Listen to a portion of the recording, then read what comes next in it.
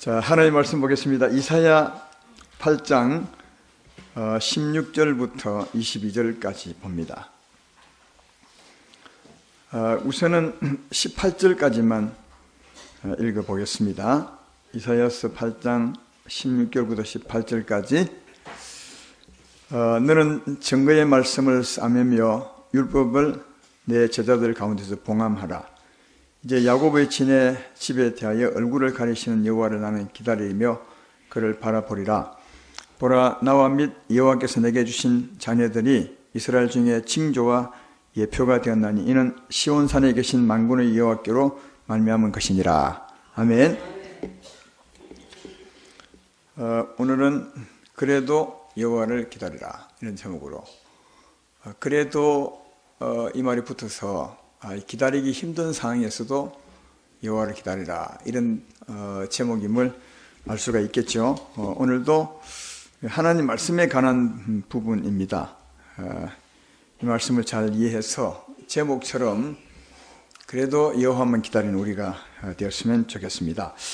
어느 날 하나님께서 이사야 선지자에게 말씀하기를 16절을 같이 말씀했습니다.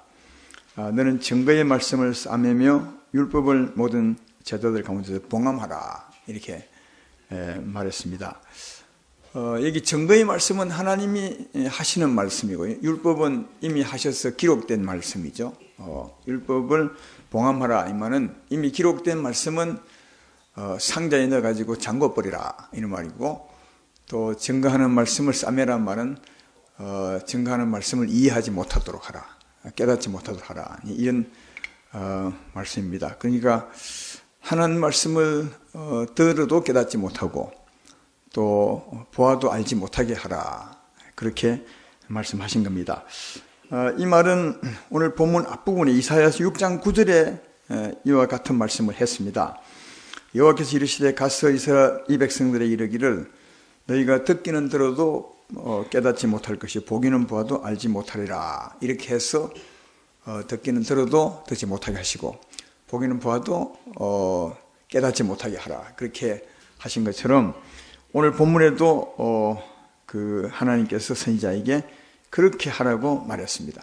왜 그렇게 하라고 했냐 하면 지난 시간에 들었지만 이 백성들이 하나님을 버렸습니다. 이사야 8장 6절에 보면 이 백성이 천천히 흐르는 실로암 물을 버리고 르신과 르말랴의 아들을 기뻐하느니라 한 것처럼 하나님을 버리고 다른 것을 좋아하고 다른 것을 따라갔습니다. 그러니까 스스로 하나님을 버렸기 때문에 하나님도 이들을 버려서 하나님 말씀을 깨닫지 못하게 하고 알아듣지 못하게 하라, 그렇게 말씀을 했습니다. 또 하나님이 그 말씀을 봉함하고 싸매버린 이유가 또 한 가지 있습니다. 그것은 뭐냐 하면 앞으로 하나님의 아들 메시아를 보낼 텐데 그를 좀 몰라야 될 이유가 있습니다. 그 이유는 고린도전서 2장 8절에 설명을 합니다. 이렇게 되어 있습니다. 이 지혜는 이 세대의 통치자들이 한 사람도 알지 못하였나니 만약 알았더라면 영광의 주를 십자가에 못 박지 아니하였으리라. 예수님을 십자가에 못 박으셔야 그다음 우리 죄짐을 짊어지고 죽으심이 되셔서 믿을 때 우리는 죄 사함받고 구원을 받습니다. 근데 예수님이 이 땅에 오셔서 사실 때 그가 하나님의 아들, 우리의 구원자임을 안다면 누가 죽이겠냐고요. 누가 죽이겠느냐. 아무도 안 죽일 것이다. 그가 죽어야 우리 죄짐을 짊어지고 죽으심이 되고 그래야 우리가 죄 사함을 받는데 하나님의 아들, 영광의 주를 알면 누가 죽이겠느냐. 그래서 하나님이 이 두 가지 이유 때문에, 하나는 이 백성이 하나님을 버렸기 때문에 그런 것이고, 하나는 또 이 말씀을 언제까지 봉함하고 싸매냐면 예수님 오실 때 십자가 돌아가실 때까지 봉함하고 싸매 버렸습니다. 그 이유는 메시아를 알지 못하게 하사 하나님의 지혜, 구원이 이루어지도록 그렇게 했던 것을 볼 수 있습니다. 어쨌든 오랫동안 하나님께서 말씀을 싸매 버렸습니다. 그동안 하나님 말씀을 듣고 은혜를 받고 하나님과 교제하고 또 하나님 말씀을 듣고 삶의 인도를 받던 그들, 어려울 때마다 하나님께 나가서 말씀을 듣고 하나님의 인도를 받으며 살았던 그들이 갑자기 말씀이 딱 끊어져 버렸습니다. 예, 기도해도 은혜가 안 되고 말씀을 들어도 전혀 이해가 안 되고 율법을 봐도 말씀이 깨달아지지 않으니까 하늘문이 막혀버렸어요. 얼마나 답답하겠습니까? 굉장히 갑갑하리라 생각합니다. 지금 여러분들이 말씀 들을 때 깨달아지고 은혜가 되고 기도하면 하늘문이 열려서 은혜가 우리 심령에 부어지게 되면 시원하게 살죠. 답답한 모습으로 갔다가도 말씀 듣고 기도하면 시원하게 집으로 돌아가는데 그렇게 살던 사람들이 갑자기 말씀이 탁 끊어졌다고 생각합니다. 내가 어찌할 바를 알지 못하겠고 기도해도 말씀이 내게 오지 않고 기도해도 은혜가 오지 아니하면 정말 답답하고 깝깝할 것이라 그런 생각이 듭니다.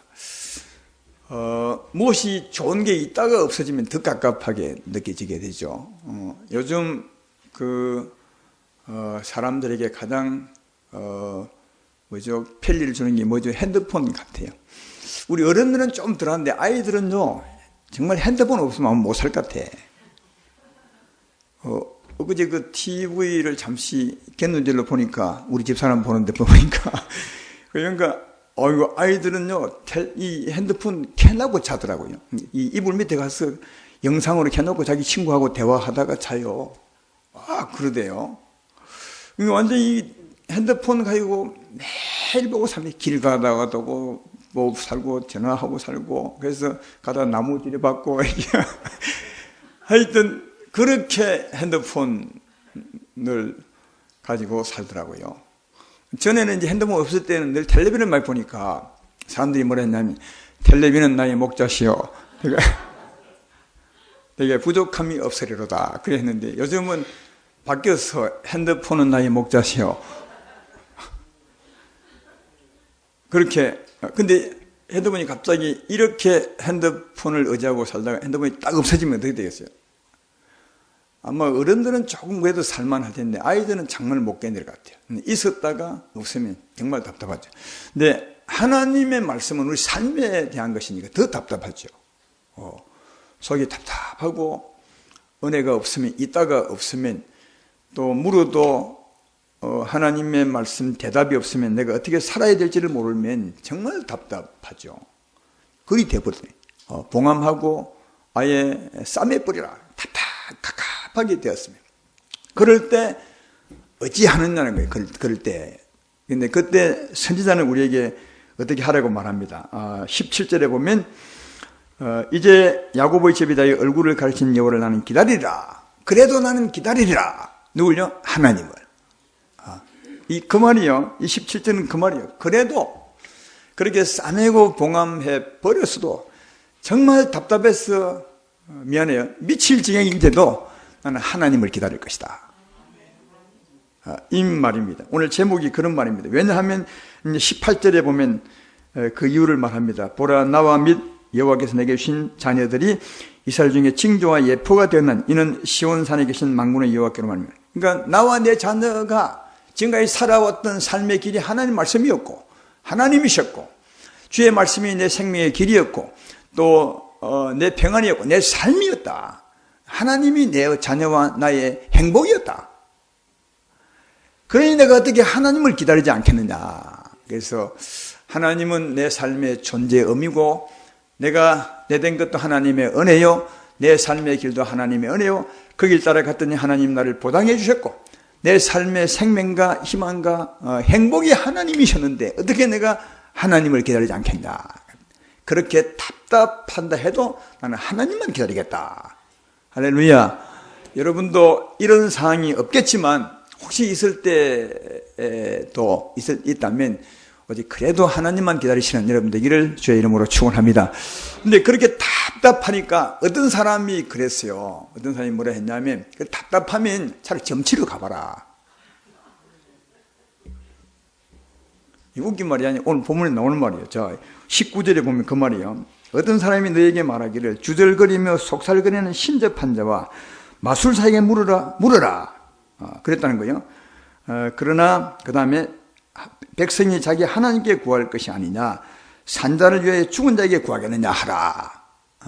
그러니까 너무 깝깝하고 답답하니까 기도해도 갈 길을 알지 못하고 은혜를 받지 못하고 내 삶이 어떻게 될지 모르니까 어떤 사람이 그렇게 답답하면 점치러 가봐라.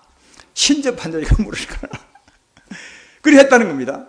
그때도 그 선지자가 하는 말이 어떻게 그래도 그럴 수 있느냐. 왜? 우리는 하나님 백성이고, 우리는 산자인데 어떻게 죽은 자에게 물으러 가겠느냐. 이 말은 그래도 가지 말라는 거예요. 이해되시죠? 예, 왜? 우리 하나님 백성이잖아요. 그리고 우리는 산자거든요. 영원히 산자거든요. 이 산자의 의미를 잘 아셔야 됩니다. 예수 믿지 않는 사람은 죄와 허물로 죽었어요. 영원히. 하나님의 생명이 없거든요. 영원히 죽었어요. 그럼 우리는 예수 믿음으로 죄 사함받고 하나님의 생명, 부활이요 생명이신 하나님의 생명이 우리 영혼에 오셔서 우리 영혼을 살렸어요.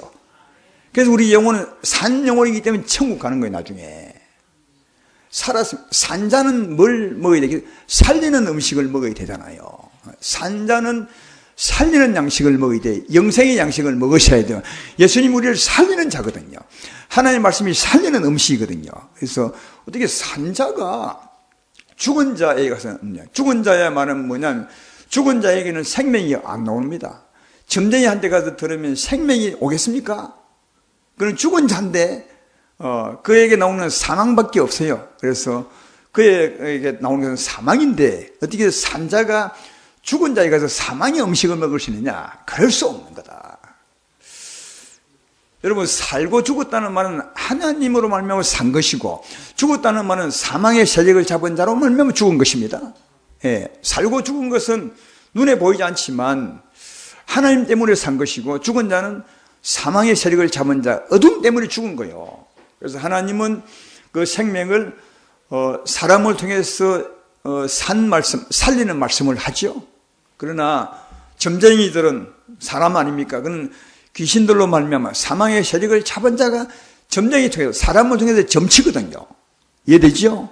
그러니까 하나님이 사람을 통해서 말씀하시면 그건 생명의 말씀이 되지만 사망의 세력을 잡은 자가 점쟁이처럼 말씀하면 그건 사망의 말이 되는 거다.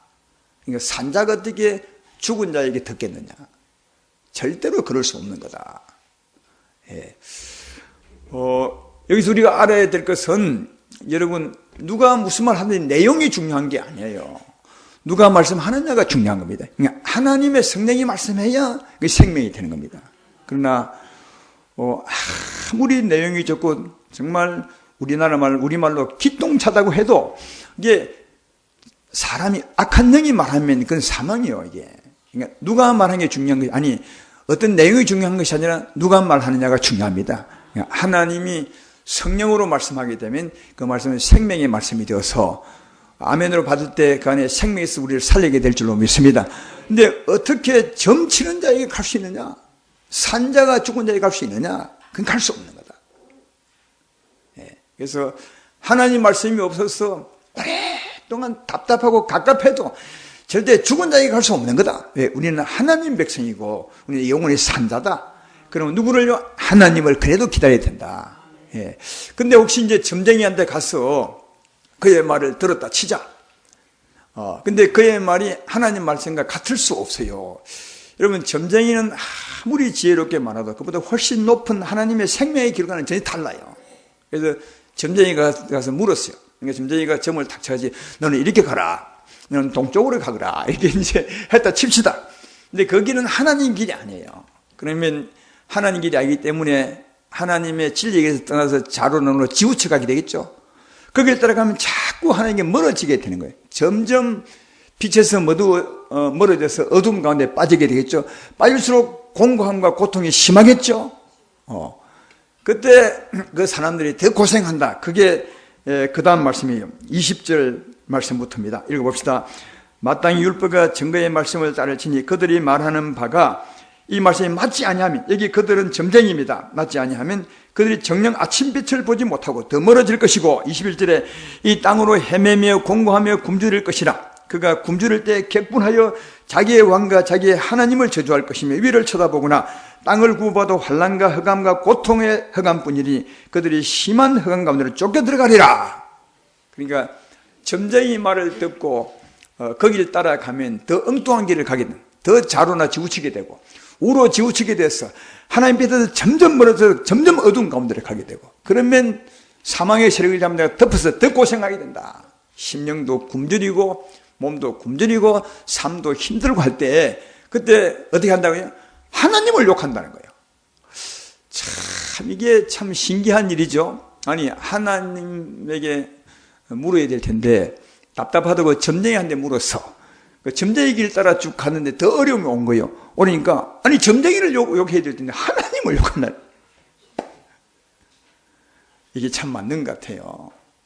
우리 사람들이 지가 엉뚱한 길을 가놓고는 힘들면 하나님 욕합니다. 하나님 나를 버린 것 같다고. 이건 더 한 가지 점쟁이 말 듣고 가놓고 어려우니까 하나님을 욕했다.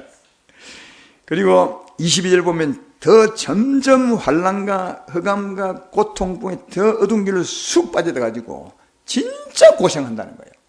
그러니까 너희들은 절대로 점쟁이한테 가서 묻지 말고 하나님 말씀을 들어야 될 것이다. 할렐루야. 네, 이 말이에요. 그래서 이 선지자가 하나님의 은혜로 우리에게 말씀하는 것은 그래도 절대로 다른 것에 가서 묻지 말고 너희는 하나님을 기다리라. 언젠가 말씀하지 않겠느냐? 하나님이 지금은 봉하고 지금은 쌈에 버리더라도 언젠가는 말씀하지 않겠느냐? 그 말씀을 기다리라. 이 말이에요. 근데 이 시기가 굉장히 오래됐거든요. 이사야 때부터 예수님 십자가 죽으실 때까지니까 굉장히. 그래도 이 선지자를 향한 하나님의 소망은 그래도 하나님을 기다리라. 비록 네 세대에 하나님 음성을 듣지 못한데도 하나님은 네가 하나님을 기다리는 것은 알 것이다. 예. 그래서 평생에 하나님 말씀을 듣지 못하고 죽었다 하더라도 그 기다리는 것은 안다는 거예요. 그래서 그럼에도 불구하고 너는 하나님을 기다리라 이렇게 말씀하니까 아무리 힘들고 어렵더라도 결국 점쟁이한테 가지 마시고 그래도 하나님을 바라시는 그 바라는 믿음을 하나님은 보시니까 그런 여러분 되기를 주의 이름으로 축원합니다. 그러나 지금 우리에게는 그런 일이 절대로 없습니다. 왜냐하면 지금은 은혜의 시대라고 말합니다. 고린도후서 6장 2절에 말하기를 보라 지금은 은혜 받을 만한 때요 보라 지금은 구원의 날이로다. 지금은 은혜 시대예요. 십자가 이후의 시대, 은혜의 시대입니다. 은혜의 시대라는 말이 무슨 말인지 아십니까? 구약 때는 죄를 지으면 그 죄 용서받기 위해서는 짐승을 하나 끌고 가야 돼요. 짐승을 어디까지? 예루살렘 하나님의 성령까지. 갈릴리에서 죄를 범하면 그 죄를 용서받기 위해서는 짐승 하나 끌고 예루살렘까지 막 그때는 무슨 비행기도 없고 하기에 비행기 있어도 짐승을 태울 수 있겠습니까? 하여튼 걸어서 가야 돼. 가다가 이 짐승이 상하면 또 바꿔치기 해야 돼. 상한 것은 하나님께 제사를 드릴 수 없어. 그래서 제사를 드려야 죄에서 벗어나는데 지금은 예수님이 우리 인생의 죄를 다 몽땅 완전히 다 사하셨습니다. 믿으면 아멘 합시다. 그러므로 언제든지 언제나 어디서나 회개하고 십자가 믿으면 죄 사함 받는 거예요. 이게 은혜의 시대예요. 난 이게 가장 큰 은혜라고 생각해요. 여러분 죄도 하루에 12번 더 짓잖아요. 12번이 무엇입니까? 예수님 말씀하면 70번에 70번도 더 짓건데 그래도 진짜 주여 내가 약해서 그렇습니다.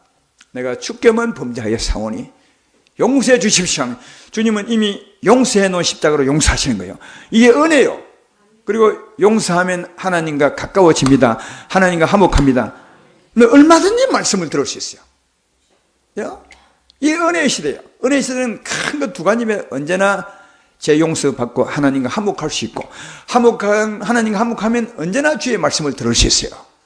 주의 말씀을 들을 때 깨달을 수 있고 자기도 은혜로 주의 말씀을 이해할 수 있고 하나님 말씀을 들을 때 다 깨달을 수 있고요. 그러니까 이게 은혜의 시대예요. 그럼에도 불구하고 가끔 이런 분들이 있어요. 자기가 잘못해서 갯길로 갑니다. 자로나고 지우칩니다. 제 길로 가죠. 어두운 길로 갑니다. 근데 문제는 우리가 사람이라 자기가 어두운 길을 가는지를 모른다는 거예요. 하나님 볼 때는 갯길로 많이 가놓고 맨날 며칠을 가놓고 하나님 볼 때는 맨날 며칠 어두운 길을 가놓고 본인은 모른다는 거예요. 본인은 모르니까 본인은 아무 문제가 없다 치고 거기서 하나님께 말씀을 구합니다. 하나님 말씀을 주세요. 하나님 은혜를 근데 이미 떠나버렸는데 하나님 은혜 줄 수 있어요? 기도해도 은혜가 안 내리고 은혜의 담비가 없고 말씀을 봐도 이해가 안 되고 또 어려운 행편에 섰는데 물어도 하나님이 대답이 없고, 왜? 지가 멀리 갔으니까.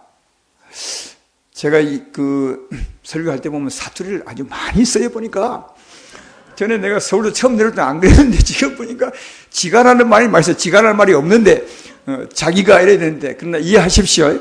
여러분도 아무 이상이 없는 듯 잘 듣네요. 이런 설교를 서울 사면 웃습니다 다. 지가가 뭐냐. 여기는 다 듣네요. 지가가 표준말처럼. 감사합니다. 아니, 지가 가놓고 전혀 모르는 거예요. 왜? 그게 우리 인생의 연약함이에요. 그러면 돌아와서 물으면 되는데, 그 먼 곳에 가가지고 자기는 죄 안 지었다고 생각하고 거기서 묻는 거예요. 정상인처럼. 은혜가 있을 수 없어요. 하나님에게 멀리 떠났으니까. 말씀을 깨달을 수 없어요. 설교가 안 들려요. 왜? 이미 떠나 있으니까. 근데 이걸 깨닫고 빨리 돌아오면 좋은데, 이걸 모르면 오랫동안 오늘 본문 같은 상황이 벌어지는 거예요. 오늘 본문 같은 상황이 벌어진다는 거예요. 그러면 어찌 하겠어요? 답답하게, 갑갑하겠죠? 얼마 전까지만 해도 기도하면 은혜가 내렸고, 하늘에 성령의 이슬이 내렸고, 또 말씀을 들으면 은혜가 되고 참 좋았는데, 아니 갑자기 말씀이 안 들리고 은혜가 안 되고 기도해도 하나님의 은혜가 없는 거예요. 다 갑갑하겠죠? 이 갑갑할 때 어떻게 하느냐? 점쟁이한테 간 사람 많습니다, 여러분. 예, 우리 주세움교회는 아무도 없겠지만 정말 많답니다. 점치는 사람들이 점쟁이한테 점치러 오는데 이 분석을 해봤더니 점치러 오는 사람 중에 30%는 예수 믿는 사람이랍니다. 놀라죠? 여러분 30% 안 들었으니까 얼마나 믿음이 좋은지 몰라요? 많이 간답니다. 답답하니까. 그러니까 이렇게 답답한 상황이 벌어지면 가는 거예요. 점쟁이한테, 죽은 자한테. 근데 그렇게 가면 안 된단 말이죠. 그리고 또 어떻게 하느냐? 그 다음 남에게 물어요. 자기가 아무리 기도해도 대답이 없고 응답이 은혜가 안 되니까 남에게 묻는 거예요. 내가 어찌 하면 좋겠냐고. 근데 보통 그 남이 참 은혜가 충만하면 좋은 말 하지만 대부분 남에게 물으면 하나님 말씀 하지 않아요. 은혜로운 마음, 용서하는 마음, 사랑하는 마음, 예, 그런 말 절대로 안 합니다. 물어보면 전부 자기가 살아왔던 인생 경험을 이야기할 뿐입니다. 누가 오른밤을 때리면 너도 왼밤 때려야지 이렇게 말합니다. 왜? 그게 자기 삶이었으니까요. 다 그렇게 합니다. 누가 내게 시비를 걸거든 재판을 걸거든 너도 고소해라. 누가 내게 고발하거든 너도 고발해라. 그게 맞는 건 아닌데 다 이렇게 합니다. 근데 그 말은 하나님 말씀이 아니에요. 전혀 달라요. 진짜. 그러니까 점쟁이한테 가는 것도 하나님 말씀이 아니요. 남에게 듣는 것도 하나님의 말이 아니요. 그렇죠? 그 다음 세 번째 어떻게 하느냐? 답답할 때 자기의 생각들 합니다. 이게 하나님 뜻일 거야. 내가 지금까지 살아와 본 건데 이게 하나님 뜻이야. 자기의 생각대로 하는 거예요. 그 자기 생각도 하나님 뜻이 아닐 수 있어요. 전혀 달라요. 갑갑하니까 지금도 은혜 시대에 살면서도 자기 스스로 하나님을 떠나 살기 때문에 은혜가 없어 갑갑한 가운데 점쟁이한테 가거나 남에게 묻거나 자기 뜻대로 사는 거예요. 이것은 하나님 말씀대로 사는 것이 아니에요. 전혀 다른 거예요. 여러분 하나님 말씀을 들으면 그 말씀 안에 생명이 있습니다. 주의 말씀은 영이요 생명입니다.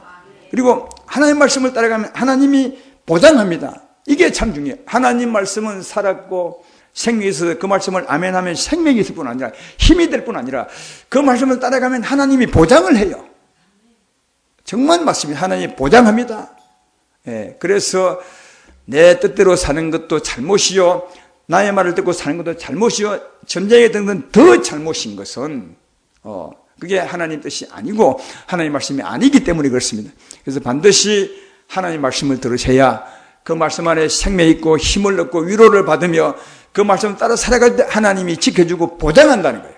그래서 하나님 말씀을 들어야 되겠죠. 그래서 하나님 말씀을 듣는 게 가장 좋은데 어떻게 되느냐? 꼭 이걸 기억하십시오. 우리도 살아갈 동안 이럴 때가 가끔씩 있어요. 기도해도 은혜가 안 되고 말씀을 들어도 이해가 안 되고 다른 사람은 크게 아멘 하는데 아멘도 안 되고 마음이 어두운 가운데 있을 때가 있어요. 근데 본인은 모를 때가 있어요. 그러나 꼭 기억하기를, 말씀이 들리지 않고 기도해도 은혜가 되지 않고 주의 말씀이 깨닫지도 않고 이렇게 되면 꼭 기억해요. 아, 내가 하나님을 떠나 있구나. 이걸 기억하셔야 돼. 본인은 아니라 해도 은혜가 없으면, 갑갑하면 내가 하나님을 떠나 있음을 아셔야 돼. 근데 본인은 다 자기를 잘 봐주는 경향이 있어요. 나는 안 떠난 일이 없어. 난 죄 지은 적이 없어. 내가 잘못한 일이 없어. 열심히 교회 다니고 열심히 기도했지만 갑자기 일이 생긴 것은 내가 잘못한 것이 아니야. 떠나 있으면서 본인은 아니라는 거야. 그러나 꼭 기억하십시오. 하나님 말씀을 들어도 은혜가 되지 아니하고 갑갑하고 은혜의 담비가 내리지 아니하면, 이해가 안 되면 그때는 아, 내가 떠나 있구나. 이걸 꼭 깨달아요. 그래서 하나님께 물으셔야 됩니다. 하나님, 내가 왜 떠난 것입니까? 나를 보시기에 섭섭한 것이 무엇입니까? 내가 돌아갈 길이 무엇입니까? 물어보시면 하나님은 우리를 사랑해서 알려줍니다. 꼭 알려줍니다. 설교 통해서 알려주든지 우리 기도 통해서 알려주든지 아니면 남이 우연히 말할 때 하나님 음성을 듣게 되든지 꼭 알려줍니다. 그때 정말 그것을 회개하고 돌아오게 되면 다시 은혜 가운데 돌아올 줄로 믿습니다. 거기서 말씀을 들으시면 다시 은혜가 돼요. 하나님의 은혜의 비가 내리세요. 주의 말씀이 깨달아져요. 그래서 하나님 말씀을 듣고 살아갈 수가 있습니다. 그런 여러분 되기를 주의 이름으로 축원합니다. 오늘 이 선지자가 우리에게 하는 말씀은 이것입니다. 그렇게 갑갑하고 답답하고 오랜 시간 그리 해도 그래도 하나님을 기다리라. 왜? 그 하나님 말씀이 내게 생명이요 내 길이요 진리라. 그 하나님 말씀을 따라 살아갈 때 하나님이 내 삶을 보장하는 것이라. 그러므로 어떤 일이 있으라도 남의 말 듣지 말고 네 스스로 생각하여 살지 말고 꼭 하나님 말씀을 듣고 살지어다. 이렇게 말씀합니다. 그래도 하나님 말씀만 듣고 살아가시는, 또 살아가기를 다짐하는 여러분 되기를 주의 이름으로 축원합니다.